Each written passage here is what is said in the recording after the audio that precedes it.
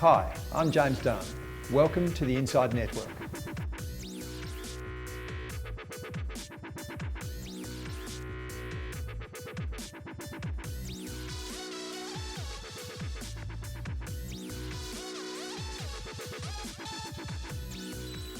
Henrik Andersson from the Apollo Capital Fund. Welcome to the Inside Network.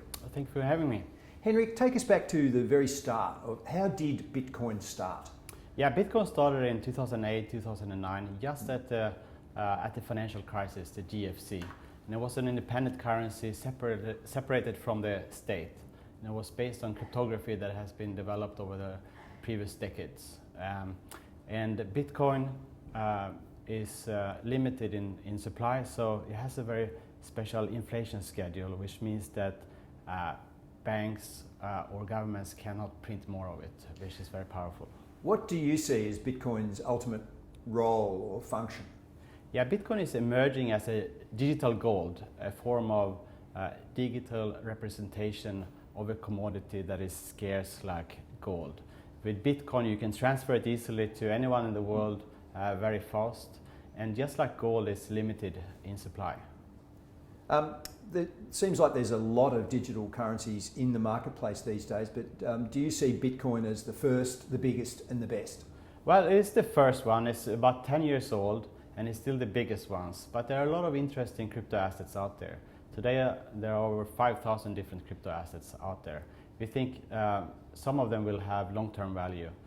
So it's not just going to be Bitcoin.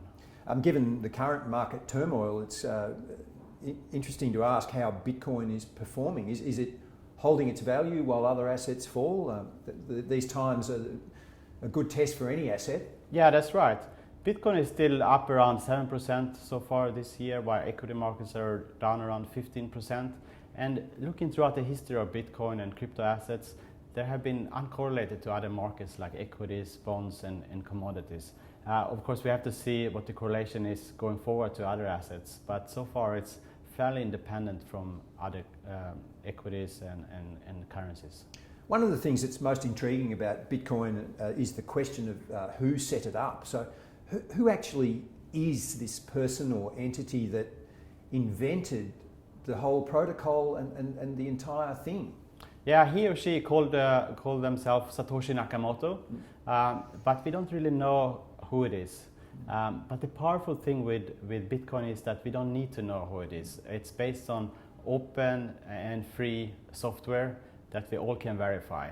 So we don't really need to know who is in charge, because no one is in charge of Bitcoin. It's often said that the technology that underpins Bitcoin, the blockchain, the distributed ledger, will ultimately have a much wider, broader role in the global economy than the cryptocurrencies like Bitcoin. Do you think that's a true statement? Not necessarily. We believe the fundamental breakthrough here is what is called trust minimization. We can get rid of some middlemen, perhaps, and disintermediate different industries. And I think especially the financial industry can be disintermediated by some of the things that are being built with open blockchains and crypto assets.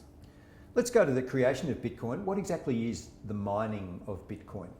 Yeah, mining is a little bit complicated, but it's about securing the Bitcoin network. So today there is a very powerful computer infrastructure that is protecting the Bitcoin network and keep it secure. And it's probably the most secure financial network in the world today. So who ultimately pays for that network? Well, the miners get paid with newly minted Bitcoins that are released every 10 minutes. And mining of an entity that is limited in actual number, clearly that implies that mining will run down and eventually cease. Yeah, but it will take a very long time. So every 4 years the supply of Bitcoin goes down, but it will not run out until 2140, so it's still a very long time. And the miners will still get paid the transaction fees in the network. Okay. How have governments and financial regulators reacted to the rise of Bitcoin? Well, the market is getting more regulated. Exchanges here in Australia are regulated. As an example, you have to provide your ID, your identification, if you want to trade on a crypto exchange in Australia, and it's similar in other countries as well. What about the legality of Bitcoin around the world as a currency? Is it the majority of the developed countries, it's legal to use it as a means of exchange? Yeah, it is. Even in countries like China, Bitcoin is legal, even though they have cracked down on some activities related to cryptocurrencies. But holding Bitcoin is still legal in countries like China. Of course, some countries are trying to ban Bitcoin, but it's probably hard to ban it, just like it's hard to ban or stop the internet itself.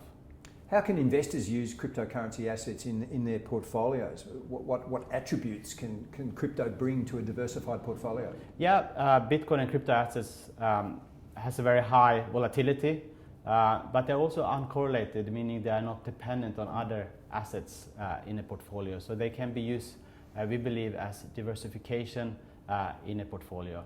There are assets with what we believe have a big upside.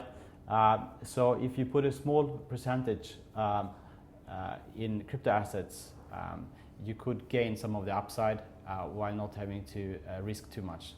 So is your fund, the Apollo Capital Fund, as a vehicle, is that designed as a relatively safer way for investors to participate in Bitcoin?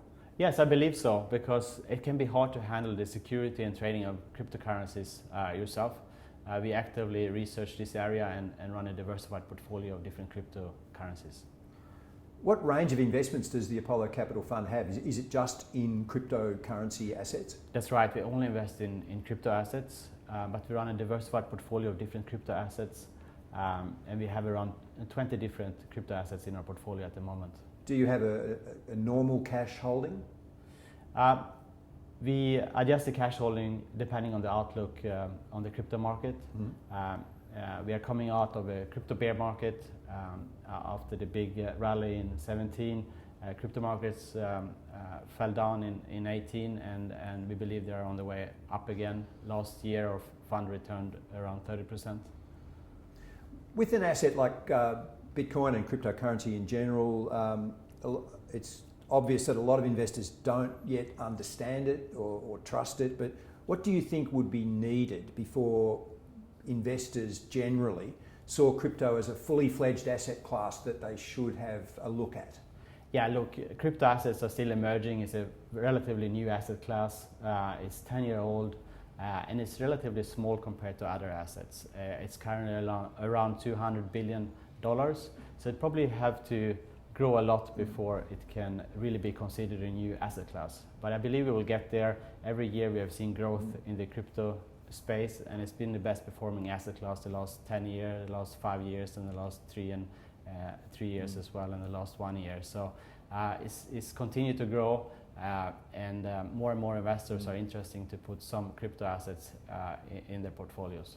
And that story you're trying to tell of uncorrelated returns and how vital that is for diversification, that's the basis for Apollo Capital Fund to grow, to be looked at by more investors.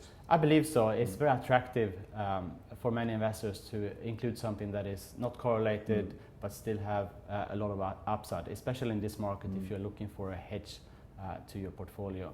The crypto markets have traditionally been driven by retail investors, and now we are seeing more family offices, and we just got our first institutional investor as well investing in our fund.